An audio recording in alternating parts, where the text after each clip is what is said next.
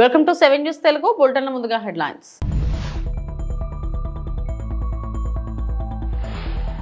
Speaker నిర్ణయాన్ని తప్పుపట్టిన బి.వై. విజయేంద్ర.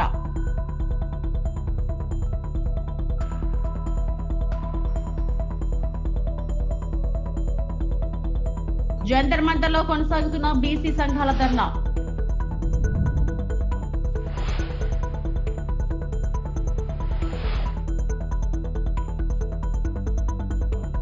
జిల్లాలో సిపిజి ప్లాంట్లకు మంత్రి లోకేష్ భూమి పూజ.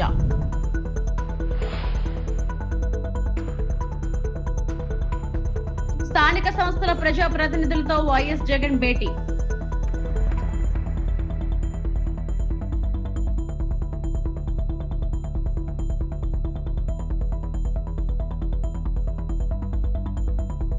బీసీ సంక్షేమ సంఘం జాతీయ కమిటీ ఆధ్వర్యంలో ఢిల్లీ జంతర్ మంతర్ వేదికగా బీసీ సంఘాల ధర్నా కొనసాగుతుంది. కాంగ్రెస్ సహా అన్ని పార్టీలను బీసీ సంఘాలు ధర్నాకు ఆహ్వానించాయి. ఈ నిరసనలో తెలంగాణ మంత్రులు కొండా సురేఖ, పొన్నం ప్రభాకర్, టీపీసీసీ అధ్యక్షుడు మహేష్ కుమార్ గౌడ్, ప్రభుత్వ విప్ ఆది శ్రీనివాస్, కాంగ్రెస్ సీనియర్ నేత విహెచ్, నటుడు సుమన్ తదితరులు పాల్గొన్నారు.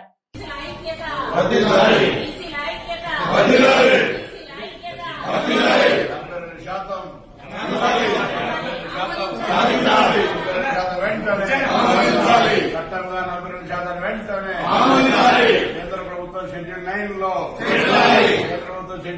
లో బీసీల ఐక్యత.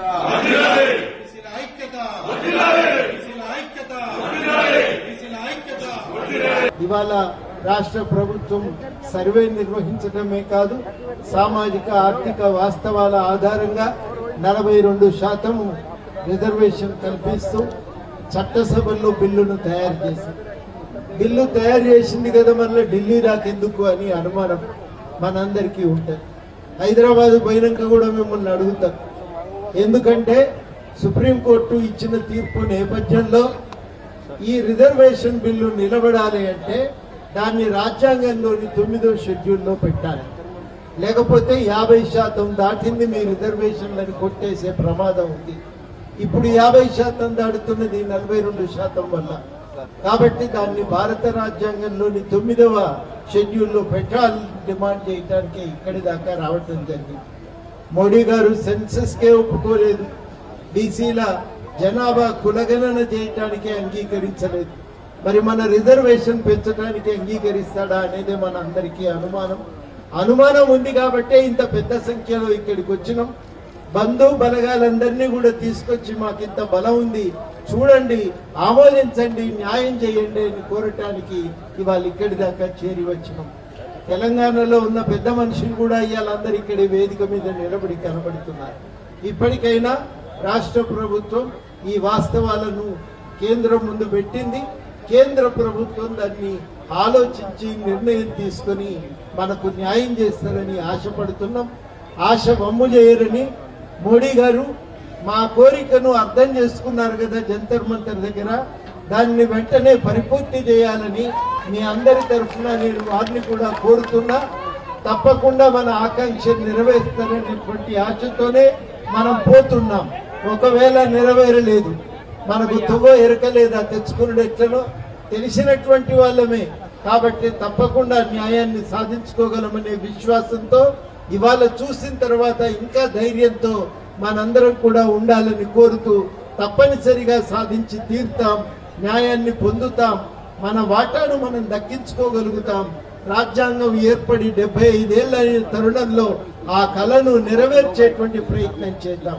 అంబేద్కర్, జవహర్లాల్ నెహ్రూ కళను నెరవేర్చేటువంటి ప్రయత్నం. Karnataka BJP chief BY. Vijayendra రాష్ట్ర అసెంబ్లీ నుండి 18 మంది బీజేపీ ఎమ్మెల్యేలను 6 నెలల పాటు సస్పెండ్ చేయడాన్ని తీవ్రంగా ఖండించారు. దీనిని రాజ్యాంగ విరుద్ధమని అభివర్ణించారు. సస్పెన్షన్ ఎత్తివేయబడే వరకు అన్ని కమిటీ సమావేశాలను బహిష్కరిస్తామని బీజేపీ నాయకులు ప్రతిజ్ఞ చేశారు. ఈ రాజకీయ ప్రతిష్టంభనలో తదుపరి ఏమిటి? నవీకరణల కోసం వేచి ఉండండి. Honorable Speaker, suspension of 18 Bharatiya Janata Party MLAs who are protesting on the floor of the House. When they are protesting on the floor of the House peacefully, suspending all 18 BJP MLAs with strict conditions, unheard of. suspending an elected representative for 6 months, curtailing their powers. They're not allowed to attend the committee meetings. What nonsense is this? We do respect the Speaker's chair. We do respect the Speaker's chair. But Speaker should not have taken such anti-constitutional stand. Speaker should not have acted on behalf of Congress government. Speaker should not have acted as an agent of the state government. So, we demand Honorable Speaker to take back the suspension of all our 18 MLAs unconditionally. Hence, all our MLAs, we are protesting in this regard. And one more thing, all our MLA and MLCs, we have already taken a stand. Until and unless the decision by Speaker has not been taken by... ప్రకాశం జిల్లాలో compress biogas plant ఏర్పాటుకు శంకుస్థాపన జరిగింది. పీసీపల్లి మండలం దివాకర్పల్లి సమీపంలో Reliance సంస్థ ఏర్పాటు చేయనున్న ఈ ప్లాంట్ కు ఏపీ మంత్రి నారా లోకేష్ భూమి పూజ చేశారు. బయోఫ్యూయల్ ఉత్పత్తిలో రాష్ట్రాన్ని అగ్రగామిగా నిలిపేందుకు ఈ ప్రాజెక్ట్ కీలకంగా మారనుంది. ప్రాజెక్ట్ కోసం రిలయన్స్ సంస్థ 65,000 కోట్ల పెట్టుబడి పెట్టనుంది. ఈ నిధులతో మొత్తం 500 సిబిస్ పాయింట్లను ఏర్పాటు చేయనుంది. దీని ద్వారా సుమారు 2.5 లక్షల మందికి ఉపాధి అవకాశాలు లభిస్తాయి. ఈ ప్లాంట్ల ద్వారా వ్యవసాయ వ్యర్థాలను ఉపయోగించి హరిత పునరుత్పాదక విద్యుత్ ఉత్పత్తి అవుతుంది. ప్రతి సిబిజీ ప్లాంట్ రోజుకు 22 టన్నుల ఉత్పత్తి సామర్థ్యం కలిగి ఉంటుంది. నిరుపయోగంగా ఉన్న దాదాపు 5 లక్షల ఎకరాల భూమిని ఎనర్జీ ప్లాంటేషన్ కోసం వినియోగించుకున్నారు. ఈ భూమి పూజ కార్యక్రమంలో మంత్రులు గొట్టిపాటి రవికుమార్, చోళ బాల వీరాంజనేయ స్వామి, పలువురు ఎమ్మెల్యేలు, ప్రజాప్రతినిధులు పాల్గొన్నారు. ప్రకాశం జిల్లాలోకి ఎప్పుడు వచ్చినా నాకు నా పాదయాత్ర గుర్తొస్తుంది. ఈ రోజు నేను నడుచుకుంటూ వస్తున్నప్పుడు అందరినీ కలిసా, గట్టిగా నా చేయి లాగారు. నాకు యువగలం పాదయాత్ర గుర్తొచ్చింది. మీరు చూపించిన ప్రేమ ఇంకా నా చేతి పైన ఉంది. అందరు నా చేతులు గీరారు, ఒకరు నా చేయి కూడా కొరికారు. మీరు నా పైన చూపించిన ప్రేమ, అభిమానం నా జీవితంలో ఎప్పుడు మర్చిపోనని ఈ సభాముఖంగా ప్రకాశం జిల్లా ప్రజలందరికీ నేను తెలుపుకుంటున్నా. ఆంధ్రప్రదేశ్ లో ఈ కంప్రెస్డ్ బయోగ్యాస్ ప్లాంట్స్ పెట్టేందుకు ఈ రోజు రిలయన్స్ ఇండస్ట్రీస్ ముందుకు వచ్చింది. 65,000 కోట్ల పెట్టుబడి, దాదాపు 500 ప్లాంట్లు ఏర్పాటు చేస్తామని హామీ ఇచ్చారు. నిజంగానే ఈ సభాముఖంగా ముఖేష్ అంబానీ గారికి, అనంత్ కి, పిఎంఎస్ ప్రసాద్ గారికి, మాధవ్ గారికి, హరీంద్ర కే త్రిపాఠి గారికి నా హృదయపూర్వక ధన్యవాదాలు నేను తెలుపుకుంటున్నాను. ఈ పెట్టుబడుల ద్వారా ఆంధ్ర రాష్ట్రంలోనే 2,50,000 మంది నిరుద్యోగ యువకులకి కూటమి ప్రభుత్వం ఉద్యోగాలు కల్పించబోతుంది. ప్రకాశం, అనంతపురం, కడపలో ఉన్న 5 లక్షల ఎకరాల బేడు భూమి వినియోగంలోకి తీసుకుని రాబోతున్నాం. నేను యువగలంలో ప్రకాశం జిల్లాకు ఇచ్చిన హామీని, దాంట్లో ఒక్క హామీని ఈ రోజు నిలబెట్టుకున్నానని గర్వంగా చెప్పుకోగలుగుతున్నాను. రిలయన్స్ మొదటి సిబిజీ ప్లాంట్ కనగిరిలో శంకుస్థాపన మేము చేశాము. ఈ ప్లాంట్ రిలయన్స్ సిబిజీ ప్రాజెక్ట్ కి హబ్ గా కూడా మారిపోతుంది. ఇక్కడనే హెలికాప్టర్ ఎక్కే ముందల 5 ప్లాంట్లు అనుకున్నాం. హెలికాప్టర్ దిగిన తర్వాత ప్రసాద్ గారితో మాట్లాడిన తర్వాత మీరు మాకు భూములు ఇవ్వండి, తప్పనిసరిగా ప్లాంట్లు ఏర్పాటు చేస్తామని చెప్పారు. ఇక్కడ ఉగ్ర నరసింహారెడ్డి గారు నా పక్కన కూర్చుని ఎట్టి పరిస్థితుల్లో 50,000 ఎకరాలు కౌలుకి రిలయన్స్ ఇండస్ట్రీకి మేము అందిస్తామని చెప్పారు. 50 ప్లాంట్లు ఒక నియోజకవర్గంలో చేస్తామని ఈ సభాముఖంగా కనిగిరి ప్రజలకి నేను తెలుపుతున్నాను. వాస్తవంగా ఈ రోజు నేను మీ ముందల నుంచుని ఇట్లా మాట్లాడగలుగుతున్నానంటే దానికి కారణం ఉగ్ర నరసింహారెడ్డి గారు. ఒక ఉగ్ర నరసింహుడుగా గత 10 రోజులుగా ఇక్కడ పనిచేశారు. నన్ను కోరారు కొంచెం ఒక 10 రోజుల తర్వాత ప్లాంట్ శంకుస్థాపన పెట్టుకుందాం అని. నేను ఒప్పుకోలేదు. మీరు రెడీగా ఉన్నా లేకపోయినా ఏప్రిల్ 2వ తారీఖు నేను వస్తున్నా కనిగిరి నియోజకవర్గానికని ఉగ్ర నరసింహారెడ్డి గారు నేను చెప్పా. 10 రోజుల్లోనే బాగా నల్లగైపోయాడు ఆయన. రంగు 4 షేడ్లు తగ్గింది. ఎవరి కోసం ఆయన కష్టపడ్డారు? కనిగిరి ప్రజల కోసం. మన ఇంట్లో ఉన్న నిరుద్యోగ యువకులు పక్క రాష్ట్రాలకు వెళ్లకుండా మన ప్రాంతంలోనే, మన నియోజకవర్గంలోనే ఉద్యోగాలు కల్పించే లక్ష్యంతో అహర్నిశలు పనిచేస్తున్న ఉగ్ర నరసింహారెడ్డి గారిని మనస్ఫూర్తిగా ఈ సభాముఖంగా నేను అభినందిస్తున్నాను. వైఎస్ఆర్సీపీ స్థానిక సంస్థల ప్రజాప్రతినిధులతో పార్టీ అధ్యక్షులు మాజీ సీఎం వైఎస్ జగన్మోహన్ రెడ్డి భేటీ కానున్నారు. ఇటీవల జరిగిన స్థానిక సంస్థల ఉప ఎన్నికల్లో పార్టీ తరపు గట్టిగా నిలబడినందుకు వాళ్లకు ఆయన అభినందించారు. టీడీపీ కూటమి ప్రభుత్వం ఎన్ని కుట్రలు, కుతంత్రాలు, దౌర్జన్యాలు, కిడ్నాప్లు చేసినా, కేసులు పెట్టి వేధించినా అన్ని ఇబ్బందులను గట్టిగా ఎదుర్కొని పార్టీ కోసం నిలబడి పోరాడిన వారి అంకిత భావాన్ని గుర్తిస్తూ బుధవారం తాడేపల్లిలోని పార్టీ కేంద్ర కార్యాలయంలో ఈ సమావేశం ఏర్పాటు చేశారు. ఈ సమావేశానికి డాక్టర్ బిఆర్ అంబేద్కర్ కోనసీమ, పశ్చిమ గోదావరి, ఎన్టీఆర్, బాపట్ల జిల్లాల్లో 8 నియోజకవర్గాల్లోని వైఎస్ఆర్సీపీ, ఎంపీటీసీ, జెడ్పీటీసీ సభ్యులు, పార్టీ మండల అధ్యక్షులతో పాటు కోఆప్టెడ్ సభ్యులు హాజరయ్యారు. దాదాపుగా 57 చోట్ల జరిగితే ఒక 7 చోట్ల అధికార పార్టీకి గెలిచే పరిస్థితి లేదు కాబట్టి ఒక 7 చోట్ల ఎన్నికలు వాయిదా వేశారు. మరో 50 చోట్ల ఎన్నికలు వాయిదా వేసే పరిస్థితి లేక ఎన్నికలు జరపక తప్పని పరిస్థితిలో ఎన్నికలు జరిపారు. జరిపిన ఈ చోట్ల కూడా దాదాపుగా 50 స్థానాలకు గాను 39 స్థానాలు వైఎస్ఆర్ కాంగ్రెస్ పార్టీ కార్యకర్తలు గొప్పగా తెగింపు చూపించి గెలుచుకోగలిగాం. నిజంగా ఆశ్చర్యం కలిగించే విషయాలు ఏమిటి అంటే అసలు తెలుగుదేశం పార్టీకి ఇక్కడెక్కడా కూడా కనీసం గెలవడానికి తగ్గ నెంబర్స్ కూడా లేవు. గెలవడానికి కావలసినన్ని సంఖ్యాబలం లేనప్పుడు తెలుగుదేశం పార్టీ ఎందుకు ఈ మాదిరిగా ఎన్నికలు భయాందోళన మధ్య మభ్యపెట్టి భయపెట్టి ప్రలోభాలు పెట్టి దౌర్జన్యాలు చేస్తూ ఎందుకు ఈ ఎన్నికలు నిర్వహిస్తూ ఉన్నారు అనేది వాళ్ళకే తెలియడం. చంద్రబాబు నాయుడు అనే వ్యక్తికి నిజంగా బుద్ధి జ్ఞానం రెండూ లేవు. ఇన్ని సంవత్సరాలు ముఖ్యమంత్రిగా పరిపాలన చేశాడని చెప్పుకుంటాడు కానీ నిజంగా ప్రజాస్వామ్యంలో ఉన్నప్పుడు మనకు బలం లేనప్పుడు హూందాగా అది వదిలేయాలి. అది ప్రజాస్వామ్యంలో ఎవరైనా కూడా చేయాల్సిన పని.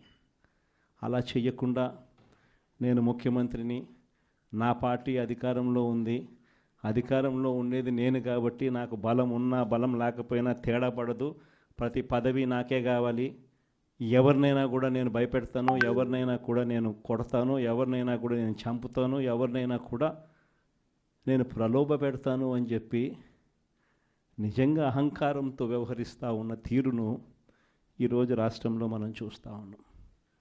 ఇది ధర్మమేనా, న్యాయమేనా అన్నది నిజంగా ప్రతి ఒక్కరూ కూడా రాష్ట్రంలో ఆలోచన చేయాలి. తిరుమల శ్రీవారిని రిలయన్స్ ఇండస్ట్రీస్ అధినేత ముఖేష్ అంబానీ తనయుడు ఆకాష్ అంబానీ దర్శించుకున్నారు.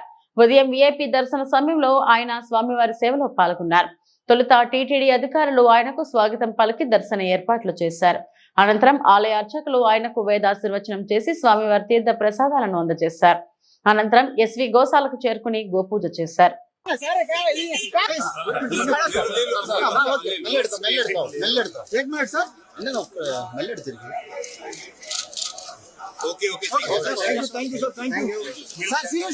फोटो लेते हैं सर प्लीज सर हमें फोटो एक लेता सर आपके हाथ में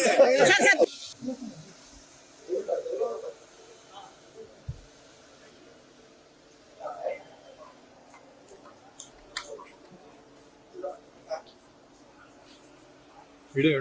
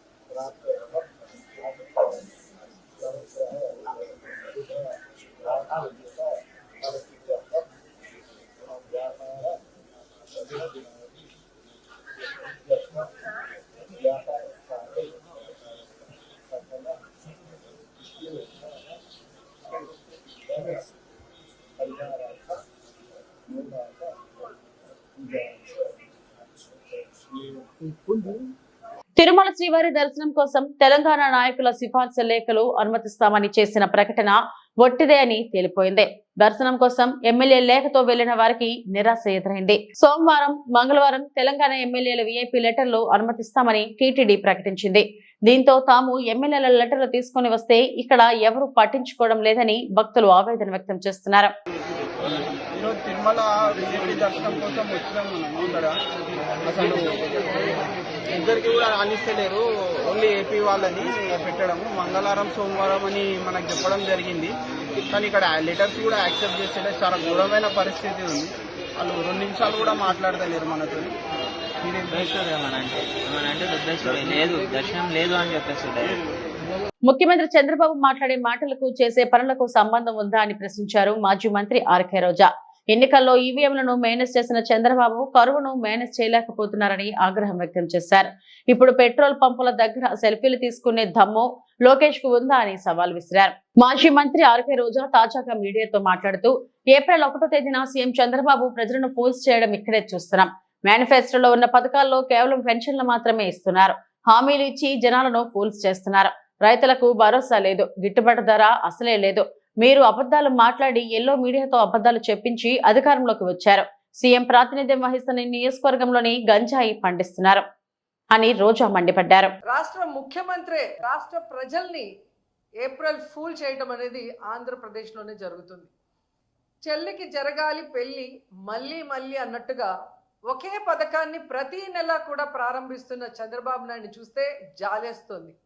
ఎందుకంటే ఏ రాష్ట్రంలో ఏ ముఖ్యమంత్రి అయినా ఒక పథకాన్ని ఒకసారే ప్రారంభిస్తారు, కానీ ఇక్కడ ఏంటో చంద్రబాబు నాయుడు చేయడానికి వేరే పని లేదు కాబట్టి, చేస్తున్నది ఒకటే పథకం కాబట్టి అది ప్రతి నెల వస్తువులు అమ్మే చోటికి వచ్చి సెల్ఫీలు తీసుకొని మేము పెట్రోల్ డీజిల్ ధరలు తగ్గించాము, మేము కరెంటు ఛార్జీలు తగ్గించాము, మేము నిత్యావసర వస్తువుల ధరలు తగ్గించామని చెప్పే దమ్ము ధైర్యం ఉందా అని అడుగుతున్నా.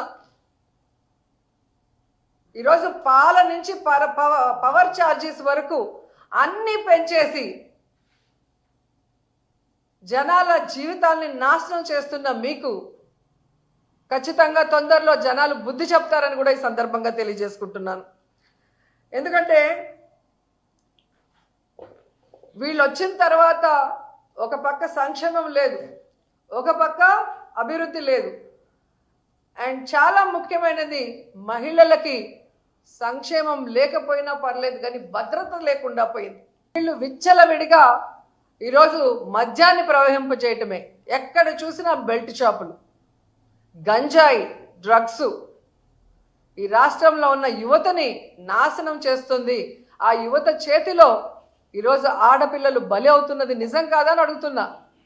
సాక్షాత్తు ముఖ్యమంత్రి ప్రాతినిధ్యం వహిస్తున్న కుప్పంలో కానీ, హోంమంత్రి ప్రాతినిధ్యం వహిస్తున్న వైజాగ్ ప్రాంతంలో ఈరోజు ఎకరాలకు ఎకరాలు గంజాయి పండిస్తుంటే ఏం చేస్తున్నారని అడుగుతున్నా. 100 రోజుల్లో గంజాయి లేకుండా నిర్మూలిస్తామన్న మీరు ప్రాతినిధ్యం వహిస్తున్న చోట ఇంత గంజాయిని పండిస్తూ ఈ విధంగా బెల్ట్ షాపుల్ని పెట్టించి విచ్చలవిడిగా మందు సరఫరా చేస్తూ కొత్తగా డ్రగ్స్ను కూడా తీసుకొచ్చారు. సాక్షాత్తు ముఖ్యమంత్రి గారు నివాసం అంటున్న గుంటూరు ప్రాంతంలోనే ఈరోజు డ్రగ్స్ దొరుకుతున్నాయంటే.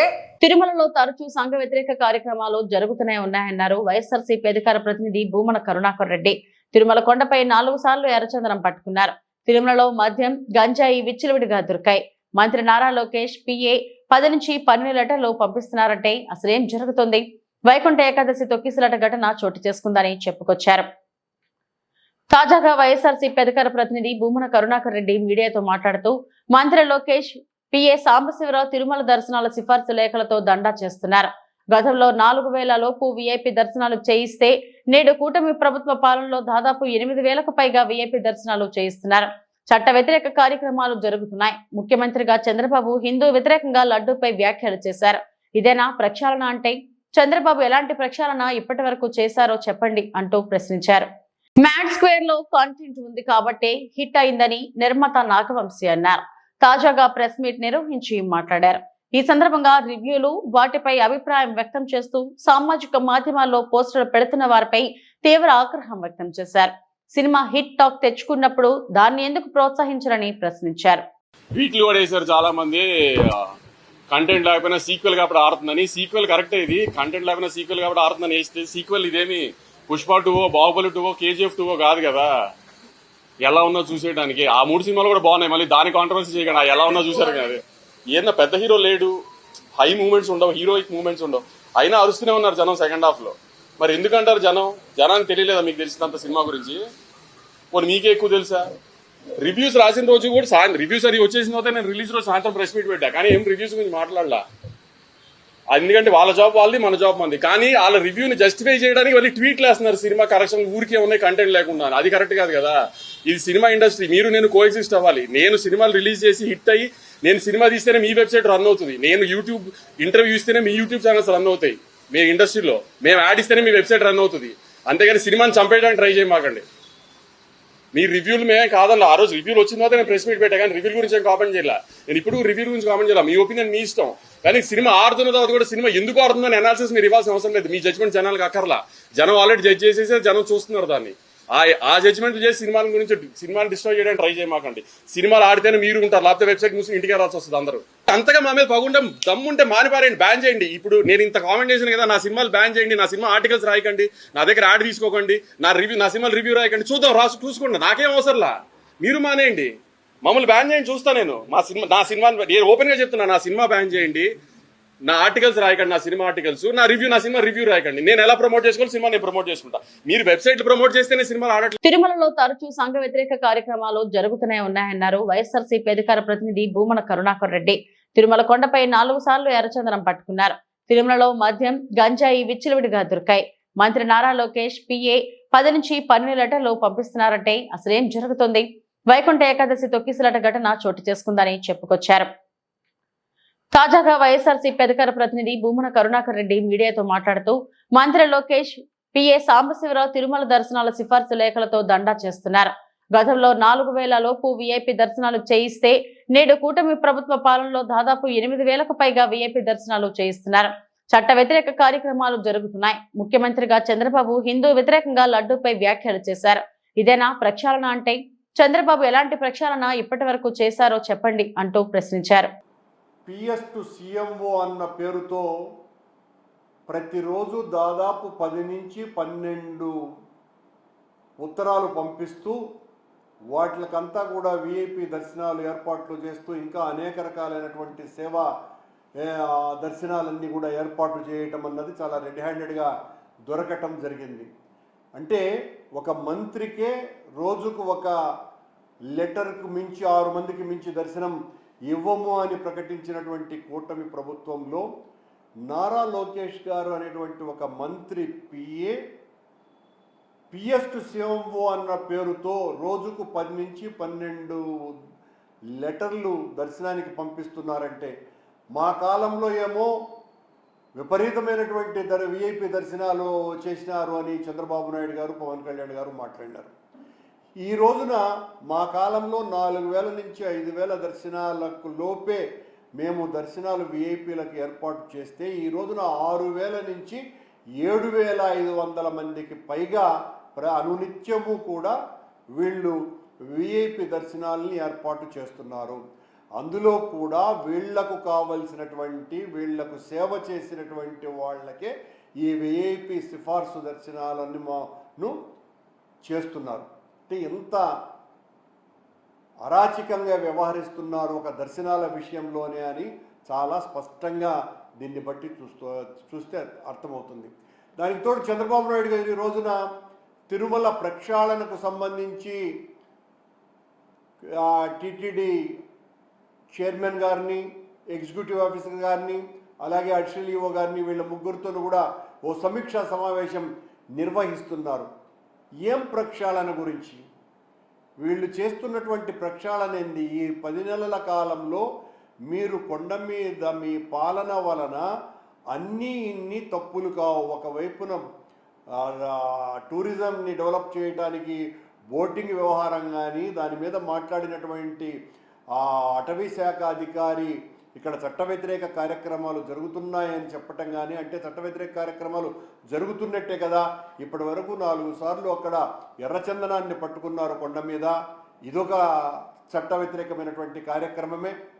అలాగే ఈ టూరిజాన్ని డెవలప్ చేయడం కోసమని ఈ బోటింగ్ చేస్తున్నామని అటవీ శాఖ సిబ్బంది చెప్పటం, ఇలా 1 కాదు 2 కాదు, కొల్లలుగా కొండ మీద జరుగుతున్నటువంటి ఒకవైపున మద్యం, ఒకవైపున గంజాయి, మరొక వైపున మాంసాలు, మాంస భోజనాలు, ఇలాంటివన్నీ కూడా మీ హయాములే జరుగుతున్నాయి చంద్రబాబు గారు. దీన్ని గుర్తించాల్సినటువంటి అవసరం ఉంది. ఇవి ఇప్పటివరకు నా బులెటిన్ అప్డేట్స్. నమస్తే.